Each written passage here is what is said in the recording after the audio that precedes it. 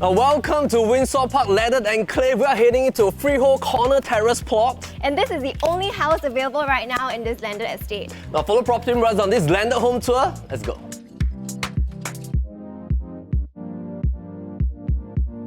Alright, so welcome to Windsor Park Landed Enclave, and Beatrice and I are so excited to share with you about this particular corner terrace that we're standing in right now. I just did a count in my car just now before the home door was that this entire Windsor Park Landed Enclave, there's only about 160 to 170 landed homes within this two-story mixed landed enclave, and this is the only one for sale. Are we sure about that? Yes, we're very sure this is the only one for sale at the moment. I think why people love this Windsor Park estate so much, because we're surrounded by Windsor Park GCB area. This is a two-story mixed landed zoning. It's a little bit less dense, so if you like a little bit more peace and quiet, and we're right next to Windsor Nature Park. You see that gate over there? You can like trudge up. That's already Windsor Park. And that leads us to MacRitchie and your Tree Top Walk. For those of you who are wondering where we're in right now, is that we're in D20, and this is the most favorite Thomson region. We also did a calculation, is that it only takes about 9 minutes walk to Thomson Plaza. That is where the MRT station is located. Thomson East Coast Line, of course, one of the most hot favorite line that leads you straight on towards Orchard and towards the town central region. Right now, let's talk a little bit about the history of this entire enclave, because I think the street names are quite inspired by like, is it like planets or something? Planetary and astrological road names. So we are on Leo Drive right now, which is a little quiet cul-de-sac. Coming in, you have Jupiter Road, Venus Road, but you also have names like Capricorn Drive, a little bit astrological inspired road names here. We are also in the cul-de-sac kind of fashion, because just right beside us, that is the last plot of landed home, and that happens to be a detached home. It's quite interesting and quite rare for you to find a corner terrace with a detached neighbour. And this is because what happened was back in 2001, the land was actually subdivided into two plots. So it was an entire one big plot, 6,500 over square feet land, and they subdivided it into two plots.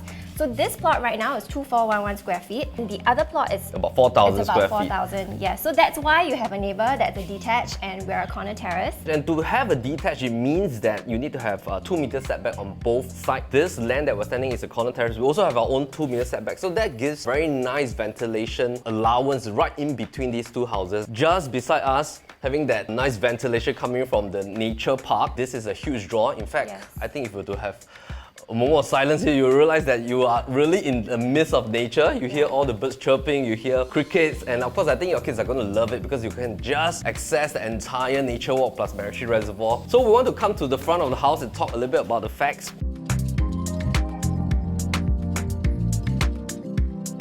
Something to note is that whenever you buy a landed property, you want to know the road line just outside your home. As you can see, this is basically all blank, and that means that you can park additional cars outside. Being in a cul-de-sac, it means that there's only one neighbour that will bypass your front gate, so there's a lot of privacy. For your frontage, you have about a 6.2 meter. Towards the back, go slightly wider, that's 8 meters.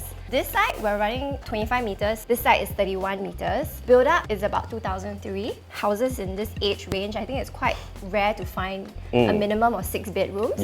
Usually you only get maybe 3 or 4. During that era, 3 or 4 is like the hot favorite. For this kind of build-up size, so it's quite rare that we have a full 6 bedrooms across the 2 stories, plus an attic and a basement. The basement is really a bonus, because in the past, basements were not the very popular kind of construct, and it takes a lot to build. There's additional time to build a basement as well. The cost is also more intense, and on top of that, this is a 2.5 story. So you have a totality of 6 bedrooms spread over 3 levels. Granny's room on level 1, and then 3 bedrooms on level 2, and then 2 bedrooms right on the attic level. And we had one of our landed builders just walk through the home with us already, and in terms of construct, in terms of quality, it's so solid even after 20 odd years. So let's say in 10 to 15 years later, when you want to sell this home, or maybe you want to rebuild this home for your kids as well, what you can potentially go up to is that you can maximize the 12 meters envelope height ratio, and then you can build up close to about 3,600 square feet based on this current land plot. So right now it's only about 2,003 for build up, and we already achieved 6 bedrooms, which is quite amazing. In your car porch area, I think you can fit 3 or even up to 4 cars. I mean, if you leave the gate open, so you can park maybe 2 smaller cars here, and then 1 along the driveway, and then 1 towards your gate. I think the tiles here, these are all quarry outdoor tiles. You're going to see the same tiles in your backyard also. Design-wise, is these coffered ceilings. I think no builders want to do that anymore. It takes a lot of effort. And then you have the stone feature on the walls, your canopy as well. The trees, the plants will be left behind, and they are very well maintained because our owners, they love gardening. All right, let's move in. Ready? Mm-hmm. The ceiling height on level 1 is really great. It feels so roomy. I was just reading this article back then is that when you have high ceilings, it actually enhances your level of creativity. Even after factoring the ducted aircon, it's close to about 3.3 meters. Quite a full height window panel that brings in so much light into the home. And talking about that, what's the direction of the home? Oh, we're pretty much direct east, and then towards your back, you're west. Yeah, so you might be asking, hey, what's going to happen to the west side and the back? But the fortunate thing is that we are on a land elevation that right behind us, after the home has been built up to about 2.5 story, basically it sort of cover up the entire afternoon sun for this entire home. So I think that is a great bonus. And of course, on the left and right hand side, you have that cross ventilation coming in from north-south facing. You are already at a cul-de-sac, so you don't really have to worry about any kind of airflow. In fact, all owners that have been living here for the past 10 odd years, they say that most of the time they do not on the air condition. Just open up all the windows and then the ventilation will come in. Flooring wise, this is all marble. When we had the builder walk through, he shared with us that for these marble tiles, probably what the developer did was they probably indented large slabs of marble to custom fit this home, because if you look at the dimensions of the tiles, these are not your stock sort of size. The marble tiles run all the way towards the back of your staircase, along the circular edge, so that all has to be custom made. I guess one of the most striking features in the living dining area is probably your staircase. The curvature of the staircase is very rare nowadays. It's great workmanship. Yeah. Alright, so we need to give orientation of what we call Cat 1 to Cat 4 homes in PLB. Just a quick recap is that Cat 1 homes belongs to the category that needs to have a total rebuild. Usually there are homes in the market for almost about 30 over years. Cat 2 homes for A&A and reconstruction. Cat 3 homes usually are less than 15 years old. They are very suitable for a full renovation, and Cat 4 homes are brand new for the market. So this home belongs to the category in between 2 to 3. But based on our walkthrough, this home's construct is fantastic. We think that it can even last for many, many years to go. Right now, if we were to go to CCR area, 9, 10, 11, if you look at Cat 4 homes, some of the new properties, they're already challenging the $4,000 per square foot benchmark. This home is asking for 5.25 million negotiable. Right, at 2,400 plus square feet for land size, and that brings us to a PSF of about 2,177 PSF. Yeah, so it's important to balance the per square foot entry price benchmark vis-a-vis the overall quantum, because you always want to look at what can $5.5 million buy you. Let's say you are walking around this region, and you will realize that if you were to go to D15 in terms of brand new inter-terraces, they are already at about $6 over million. If you go to D19, inter-terraces are also in the range of about $6 mil. Let's talk about the pricing right here for Cat 1 to Cat 4 homes, Beatrice. So for Cat 1 home, I think you're looking at PSF range of about 2,000 to 2,005. Overall quantum-wise, 5.5 million to about 6 odd million. Corner terrace plots or inter-terrace plots. Yeah, depending on the land size. Depending on the land size. For your Cat 2 homes, about 2,200 to 2,006 PSF. And then for your moving condition homes, easily 2,500 to 2,800 PSF. And then for brand new in this area, over 3,000 PSF price range already. And I think one of the rationale and reason why this home is priced at 5.25 is, of course, it belongs to the category whereby the overall land size is not the enormous kind of land size. Because some corner terraces, they can go up to about 3,000 or 3,002 square feet. Some inter-terraces, they are already at about 2,004 square feet. So this corner at 2,400, I think in terms of land size is palatable. There are plots in this area, like you mentioned, larger corner terrace plots that are over 3,500, 3,007 square feet. Your quantum gonna easily stretch to $7 million. Before we move on to the next segment, we want to talk about the fact of price appreciation in future. Let's say, for example, you're contemplating, hey, should I go for 1,600 or 1,800 square feet inter-terrace vis-a-vis a 2,004 square feet corner terrace? Then you might be thinking, hey, wouldn't the 1,600 or 1,000 square feet inter-terrace overall quantum be much lower? But of course, we need to balance the fact of whether are we comparing apple to apple. So if we are comparing category 2 to 3 homes with this category 2 to 3 homes as well, then I think the important difference is to note that in 10 to 15 years down the road, every $100 price appreciation in terms of its land PSF is going to create a huge difference, because 1,600 square feet land size, and we always talk about land size for landed homes, $100 appreciation for 1,600 square feet land size will mean $160,000 quantum appreciation. But $100 PSF price appreciation for this plot right here will mean a $240,000 price appreciation in terms of overall quantum. So over 10 years down the road, if we were to just project a 3 or 2% price inflation for land PSF, that's going to create a huge difference in 10 to 15 years time in terms of overall price appreciation quantum. So you might want to put that into one of the calculations in terms of decision making at this point in time. Let's have a look at the back end of this home. Towards the back, you have your common bath here and then the granny room or the study room here. So we staged this place as a study right now, but looking at the size of the room, you can put in a queen size bed very comfortably. So these are solid wood, not laminate, very solid cabinetry in the shaker style. Yeah, now it's like a study room, very huge space. And then you've got a window towards the yard also. So if you want to convert this into a granny room, that's a great space because let's say you want to have like a bit of multi-gen living, you want to bring your parents over to live here, this is a great room for them to have without having to climb the stairs.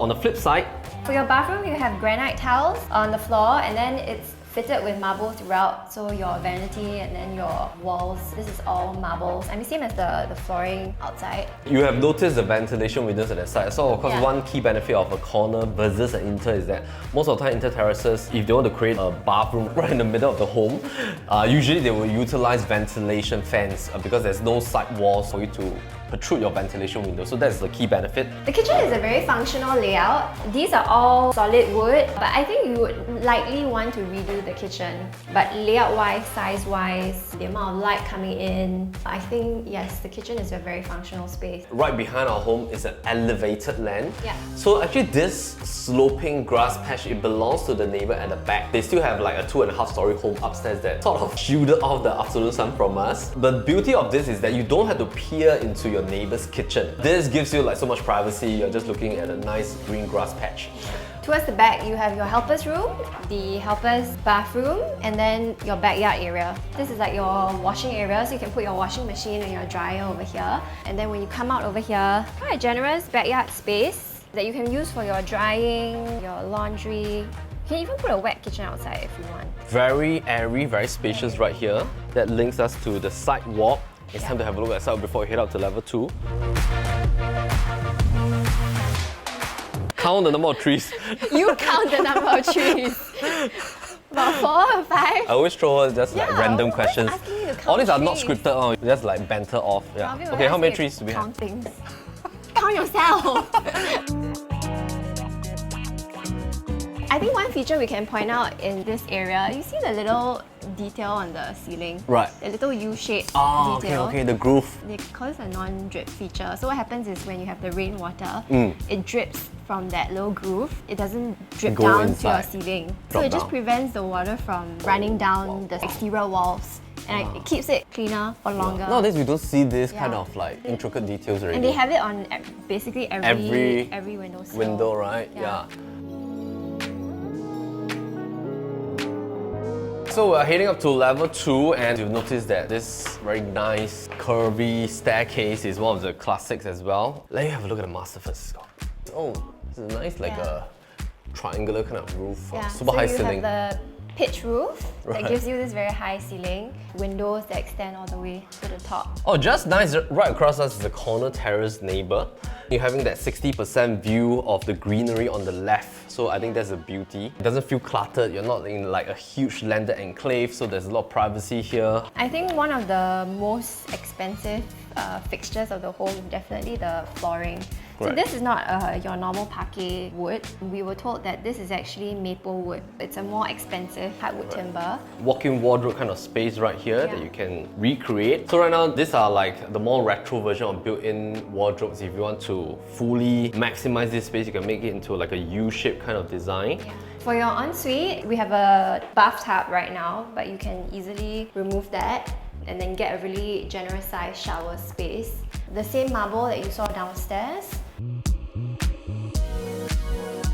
We have a family area, it can be a study corner as well, but this is just a nice landing area as you come up to the second floor. This can also be a space for you to put in your piano, you want to put in some computer desks, it can be a place for your kids to do tuition. And I think this level is fantastic for parents to be at the front. And of course, these 2 rooms for your kids to occupy. Before we head into the 2 kids' room, right? So we have a bonus space here. This is an additional storeroom that we have the bomb shelter in the basement. Right. That will likely be your main storage area. Right. But you have another one on the second floor, so you can keep things that you use more often over here. Not forgetting that just like at level 1, you still have like additional utility room for your live-in helper. If you have no live-in helper, that will be an added storeroom. So this can also be like an open pantry. What you can do is that you can remove this solid door, create like a L-shaped kitchen cabinetry system, top and bottom. make it into a pantry for water dispenser, you want to have some hot water and stuff like that, that's fantastic. And then right across us will be your common bath that serves these 2 common rooms at the back. So we're going to show you this room. I think both of the common rooms are about the same size. This room, you have the additional windows on the left-hand side. A few ways you can orientate the bed lah. You can either put it like we have over here, even towards that wall, facing inwards this way. And then you still have all your wardrobe space over here. So let's flip over. We've left this room empty so that you can get a sense of the space.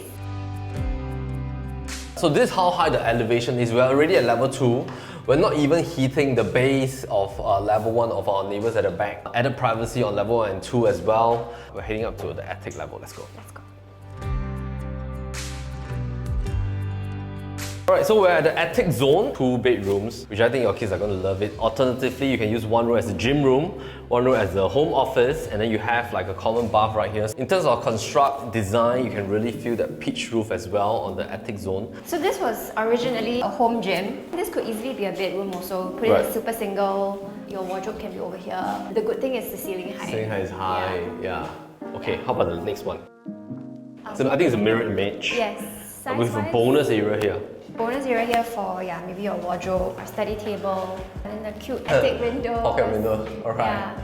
The best thing is that this home allows you to just move in straight on. Sometimes, you know, when you buy homes that are maybe in the category 4 region, you might still need to wait for another 4 quarters or maybe 6 quarters for the TOP date, and then you might be renting somewhere else. Important is that you want to buy time, and then you can just move in here first. Maybe in 10 years down the road, you want to do a major A&A, or you might even want to think about rebuilding 15 or 20 years later down the road for your kids. But importantly, 6 bedrooms, I think it suits most families' needs, and you don't have to wait. You can just come in, do some renovation, and then enjoy the space immediately.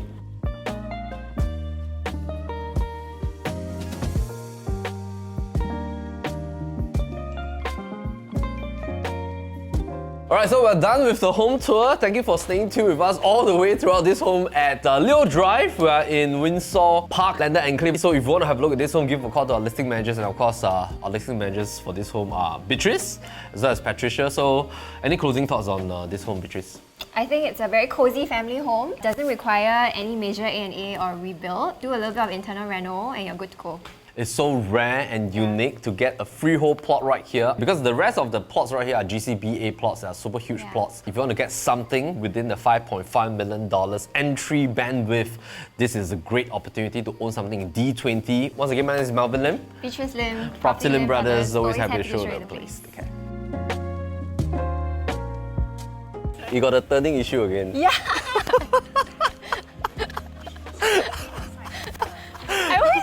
You just spin one round. Just technically spin one round. I didn't spin one round. I was like that. Then after that, I'm like, help me, bro. Okay, listen.